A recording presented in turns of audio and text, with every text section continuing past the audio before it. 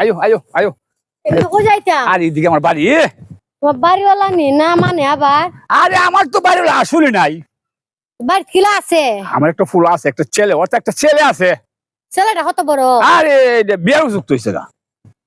আয়ো সমস্যা নাই, আয়ো। তুমি বুড়াইলে কি দিছে চলবো। আচ্ছা আচ্ছা রূপা, তুমি এই কথাটা কিটা কইলে? আরে না, হ্যাঁ কইছে সংসারটা ভালো হইছে, বুঝো না? বুঝছি তো, এটা আমার মনে একটু কুট কুট কুট কুট কুট কুট কুট লাগে।